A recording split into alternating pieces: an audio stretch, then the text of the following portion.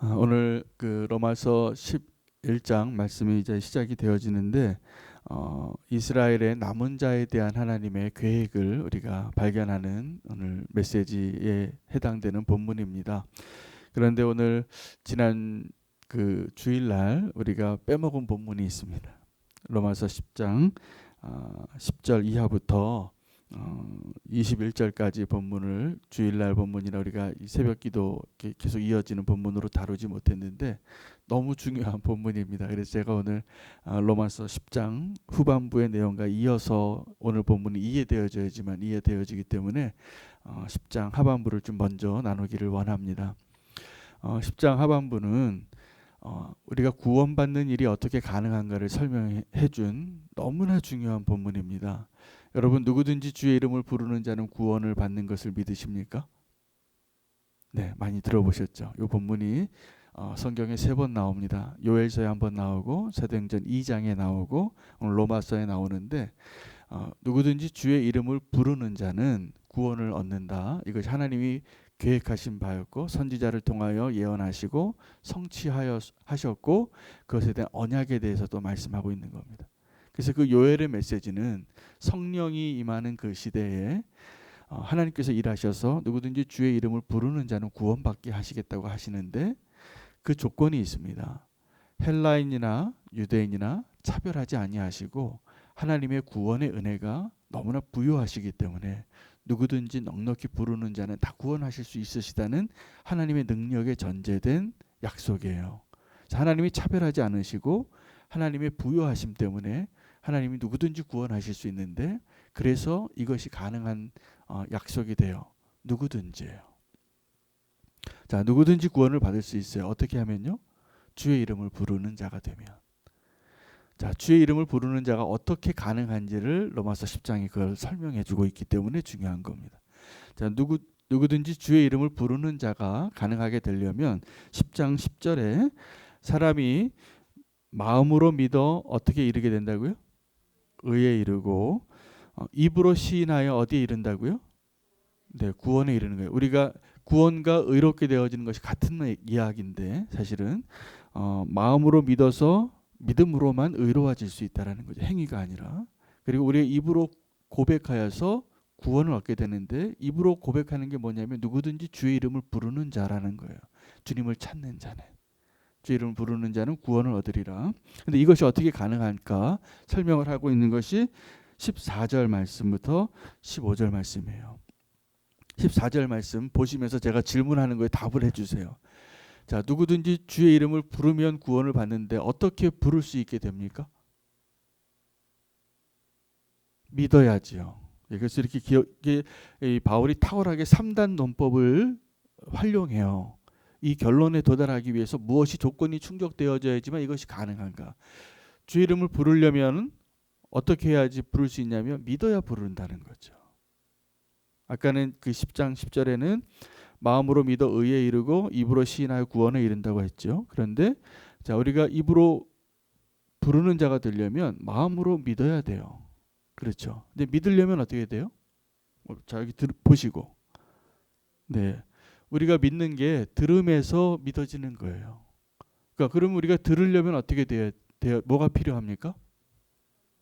네, 전파하는 자가 필요한 거예요. 그럼 전파하는 자가 어떻게 어떻게 전제하게 될까요? 어떻게 전파하는 일이 가능할까요? 여기 성경의 본문에 보시고. 어떻게 전파하는 일이 가능합니까? 보냄을 받아야 된다라는 거죠. 근데 이 보냄을 받았다라는 이것이 아포스텔로스라는 헬라어인데 이 아포스텔로스가 사도라는 뜻이에요. 그리고 이 단어에서 선교라는 단어가 나와요. 그래서 선교의 정의가 뭡니까? 그러면 오늘 로마서 10장 15절 말씀이에요.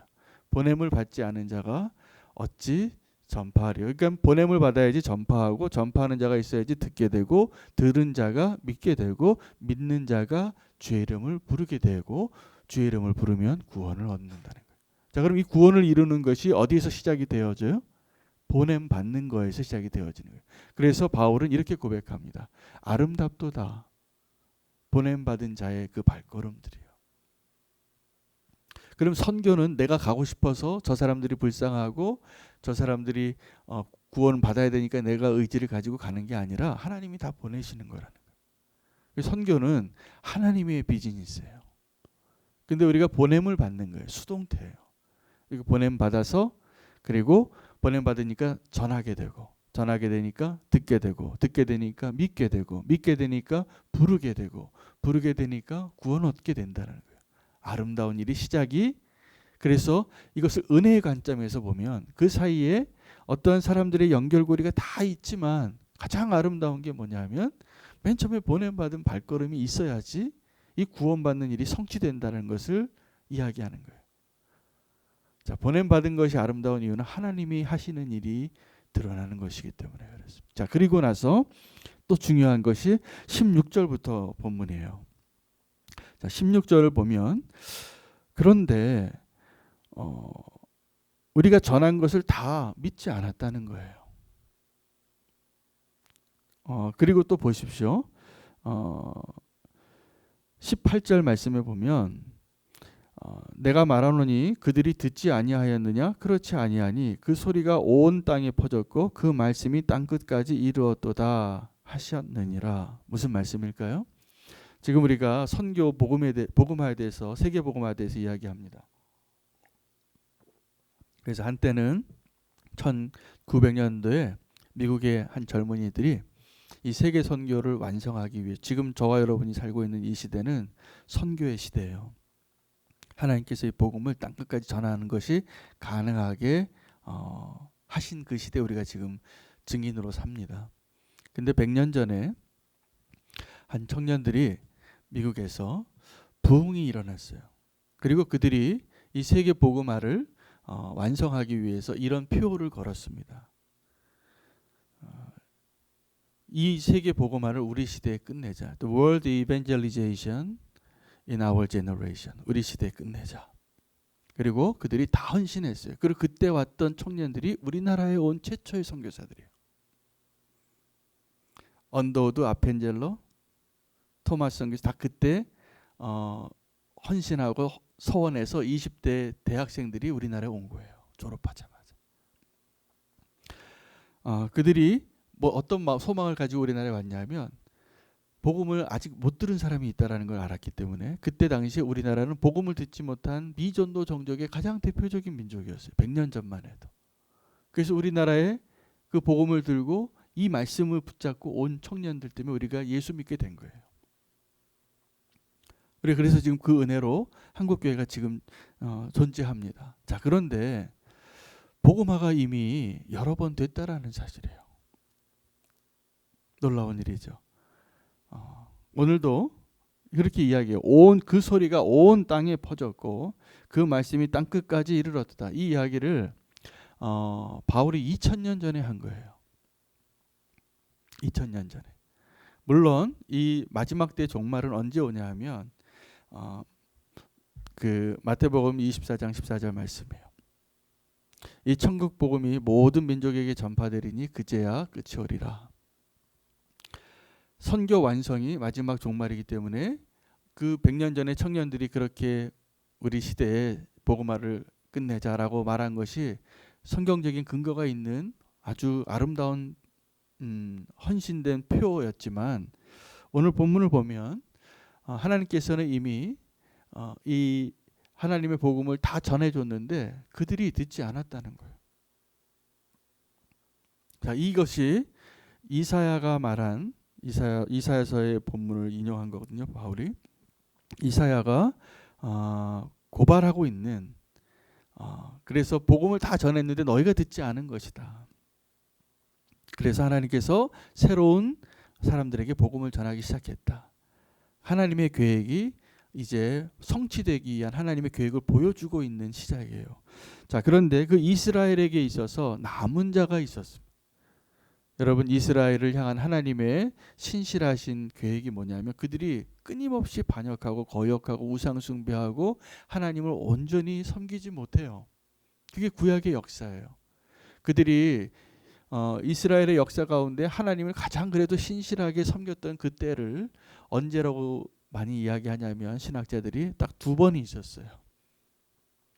광야에서 그리고 포로기 안에서. 물론 영광의 시대가 잠깐 있었죠. 다윗의 시대에 또 솔로몬의 영광을 보고. 근데 그 솔로몬의 한 사람의 인생이 끝나기도 전에 타락해요. 그게 이스라엘이었어요. 그게 이스라엘. 다윗도 그렇게 신실한 왕이고 이스라엘의 가장 대표적인 하나님이 택하신 선택받은 인물로서 존재하지만 그의 생애를 조금만 들여다보면 우리가 정말 표현하기 어려운 아주 부끄러운 죄악이 그의 삶에도 있는 거예요. 하나님께서는 이 복음을 전하고 구원 얻기 위하여 하나님의 계획을 성취해 가는데 이제 어떻게 하시냐면 11장 이제 그래서 이런 전제 가운데 11장 1절을 11장 1절 한번 읽으시겠습니다. 21장 죄송해요. 10장 21절부터 읽고 11장 1절 같이 한번 읽겠습니다. 시작. 이스라엘에 대하여 이르되 순종하지 아니하고 거슬러 말하는 백성에게 내가 종일 내 손을 벌렸노라 하였느니라. 그러므로 내가 말하노니 하나님이 자기 백성을 버리셨느냐? 그럴 수 없느니라. 나도 이스라엘이니요 아브라함의 씨에서 난 자요 베냐민 지파라. 자, 이 바울이 자기가 구원받은 것에 대해서도 한번 그 예를 들면서 하나님이 이 이스라엘 민족을 향하여 지금도 손 벌리고 기다리고 계시다는 거예요. 기다리고 계세요. 지금도 기다리고 계세요. 근데 그들이 지금도 눈이 어두워지고 귀가 어두워지고 마음이 완악하여져서 하나님의 진리에 지금도 돌아오지 않고 있는 가운데 이방인인 저와 여러분이 지금 구원받고 교회의 부흥을 보고 있고 그 이방인의 수가 충만한 데까지 차기까지 역사가 흘러가고 있는 중이에요. 근데 하나님은 지금도 어떻게 하고 계시냐면 두 팔을 벌리고 기다리고 계신다는 거예요. 누구에게요? 유대인들을 향하여. 근데 이 글을 쓰고 있는 바울은 이방인들인 로마 교회에 편지를 쓰면서 내가 누구인지 얘기해요. 내가 누구냐면 하나님이 자기 백성을 버리셨느냐? 아니라는 거죠. 내가 누구냐면 이스라엘이요 아브라함의 씨요 베냐민 지파라. 여러분 베냐민이 12형제 중에서 몇째죠? 막내예요. 그 베냐민의 형이 누구예요? 요셉이에요.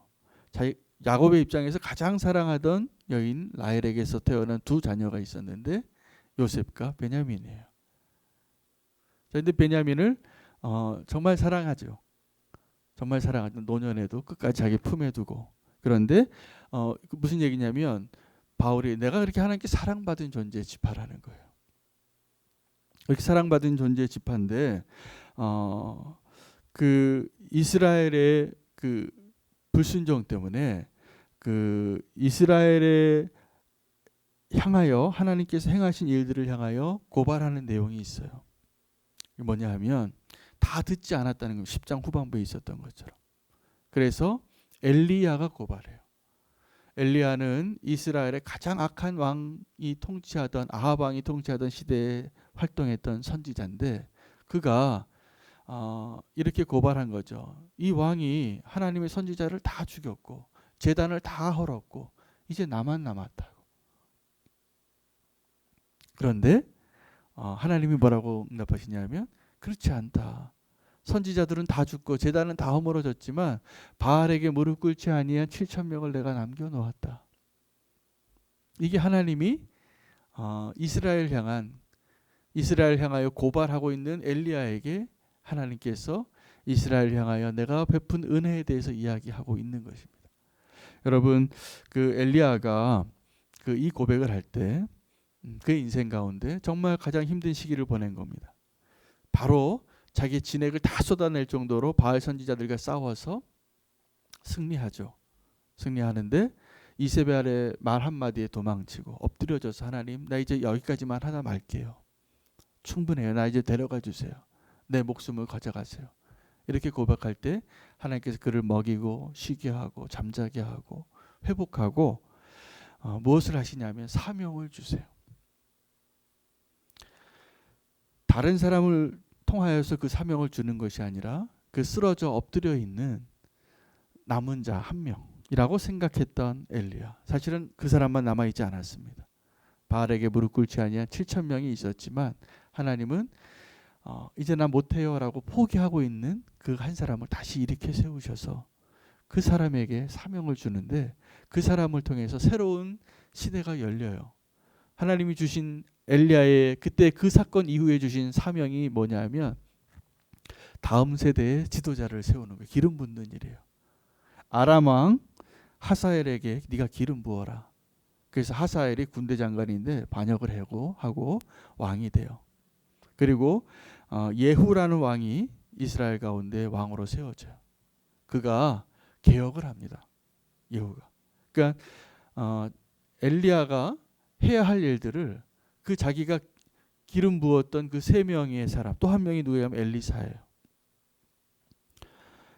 그래서 이 하사엘과 예후와 엘리사를 통하여서 엘리야가 자기가 하지 못한 일들을 기름 부음으로 인하여 아람 땅에서 이스라엘 땅에서 그리고 선지자의 후계자로 여러분 엘리사가 엘리야보다 갑절의 영감을 받고요. 지금 주일날 우리 말씀 본문 계속 성경 강에 나아가고 있지만 엘리사가 엘리야보다 더 탁월한 더 많은 이적을 행하는 거예요. 그것이 그 남은 자의 사명을 감당한 엘리야의 순종 때문에 하나님께서 그 엘리야를 다시 한번 일으켜 세우시고 쓰러져 있는 자를 다시 세우셔서 꼭 그를 통하여 하나님께서 축복하시는 새로운 일을 시작하시는 그 역사를 우리가 보게 되어지는 것입니다. 이스라엘을 향한 유대인들을 향한 하나님의 계획을 오늘 발견하는 게 우리의 본문이에요. 오늘 우리에게 주신 본문이에요. 지금도 혈통적인 유대인들이 지금 존재하는데 그들이 나라 없이 2000년을 살았습니다. 다 빼앗기고 그런데 지금도 그 나라가 존재하고 지금 유대인을 향한 하나님의 계획도 성취되어지고 있어요. 그래서 2차 세계대전 이후에 1차 세계대전 이후에 그 이스라엘의 나라가 건국되어질 때 많은 사람들이 정말 종말이 온다고 생각했었던 것 같아요. 이런 일이 어떻게 가능한가? 근데 그들은 아직도 여전히 어두워져 있어요, 눈이. 하나님께로 돌아오는 그 복음에 대해서 아주 소수만 남아 있어요. 근데 하나님께서 그 혈통적인 이스라엘을 향한 그 계획도 분명히 이루실 거라는 거예요. 또 하나는 하나님께서 내 백성이라고 불려지지 않은 자들을 통하여 내 백성이라 부르겠다고 하는 그 일들을 이루고 계시는 거예요. 그 증거가 오늘 저와 여러분들이에요. 이제 그 로마서 11장 마무리로 11장까지 내용이 하나님의 전 세계의 모든 사람 누구든지에 해당하는 누구든지 주의 이름을 부르는 자는 구원을 얻으리라고 하는 하나님의 이 구원의 완벽한 계획을 2000년 전에 바울이 이렇게 탁월하게 설명했다는 사실이에요. 이게 하나님 말씀이죠. 하나님의 계시인 거죠. 그래서 하나님은 유대인에게도 헬라인에게도 오직 말씀으로 오직 믿음으로 오직 은혜로 구원받게 하신다는 것이 이루어집니다. 그래서 하나님께서는 유대인도 믿음으로 구원받게 하시고 이방인들도 믿음으로 구원받게 하세요. 꼭 은혜 안에 있게 해야 돼. 그 일을 설명해 준 거예요. 오늘도 유대인을 향한 메시지이지만 오늘 그 유대인들을 향한 하나님의 은혜의 계획 가운데 남은 자에 대한 우리의 깨달음이 필요합니다. 지금 우리는 이 시대에 남은 자와 같은 사명으로 살아야 할 부름을 받은 사람이에요. 엘리야와 같이. 엘리야가 어떻게 생각했냐면 하나님 모든 선지자를 다 죽이고 모든 제단이 다 헐게 되어지고 나만 홀로 남았는데 죽고 싶어요. 그럴 때 하나님이 아니다. 네가 남은 자고 또 너 외에도 남은 자가 훨씬 많은데 7,000명이나 있는데 그 7,000명이라는 숫자는 엘리야가 생각하기에는 상상할 수 없는 숫자예요. 물론 7,000보다 더 많은 숫자가 있지만 이거는 거의 완전수에 해당하는 하나님께서 구원하시고자 하는 수많은 영혼들을 하나님이 택하셨고 그들을 구원하실 일들을 이루실 것에 대해서 보여주신 거예요. 그럼에도 불구하고 하나님은 그 엘리야를 그 악한 왕의 시대에 하나님을 반역하여 가장 우상 숭배가 가장 심하고 그 이세벨 아내에게 뒤에서 조종을 당하여서 하나님 그렇게 싫어하는 일들을 그렇게 많이 했던 그 시대에 엘리야를 통하여서 하나님이 남은 자의 사명을 이루게 하신다는 겁니다. 오늘 저와 여러분도 힘겨운 시대를 삽니다. 지금 코로나로 또 한국 교회에 좀 여러 가지 우리의 아픔이 있고 연약함이 있는데, 우리가 남은 자의 사명으로 오늘 우리가 기도하고 우리가 해야 할 일들을 감당할 수 있는 하나님의 계획 안에 오늘 우리가 있다는 것을 붙잡고 기도할 수 있으면 좋겠습니다. 왜 하나님께서 이스라엘에게 남은 자를 남겨놓으셨을까요? 이스라엘을 포기하지 않으셨다는 증거예요. 이스라엘을 포기하지 않으셨다는 증거예요. 지금도 우리 교회에 연약함이 많아요. 성도인 내 자신의 삶에 너무나 연약함이 많아요. 그런데 하나님은 포기하지 않으세요. 그래서 포기하고 싶은 마음이 드는 그러한 상황 가운데에서 오늘 우리가 말씀 붙잡고 기도해야 될 제목 하나는, 하나님이 포기하지 않으셨으니 우리가 포기할 수 없다는 것. 그리고 끝까지 사랑하는 것. 그리고 그 사명을 감당하는 겁니다. 새롭게 기름 붓는 일을 하는 겁니다. 아람 왕에게, 이스라엘 왕에게, 그리고 또 다른 나의 후계자에게 하나님의 뜻이 이루어지고 하나님이 그 일을 끝까지 이루어 가시도록. 그리고 엘리야는 하늘로 올라가요. 하나님이 그를 불러서 남은 자를 향한, 그리고 그 엘리야의 승천은 사실은 예수님의 승천을 예표하는 사건이었고, 마지막에 저와 여러분이 하나님이 계신 그 땅에 부활한 몸으로 올라갈 그 사건을 보여주는, 하나님의 능력을 보여주는 사건이기도 해요. 오늘 우리가 남은 자로서의 그 남은 사명을 믿음으로 감당할 수 있는 저와 여러분 되시길 축복합니다. 우리가 포기하지 않아야 될 이유는 하나님이 포기하지 않으셨기 때문입니다. 남은 자를 남겨두시고 모든 이들을 구원하시고자 하는 하나님의 그 완벽한 구원의 계획 안에 오늘 우리가 그 사명을 감당하는 저와 여러분 되시기를 축복합니다. 함께 기도하겠습니다. 오늘 하나님 우리에게 보여주신 그 믿음의 눈들을 통하여서 하나님, 모든 이들이 누구든지 주의 이름을 부르는 자는 구원받게 하시고, 그들이 듣지 못하고 또 완악하여지고 모든 선지자들을 다 멸하여 죽이고자 할 때 하나님, 나 홀로 남았을지라도 주님께서 나를 통하여 하나님이 행하시고자 하는 그 놀라운 기적들을 행하여 주시옵소서. 남은 자를 향한, 남은 자의 그 사명을 감당할 수 있는 저희가 되게 하여 달라고 주의 이름 부르고 기도하겠습니다. 주여.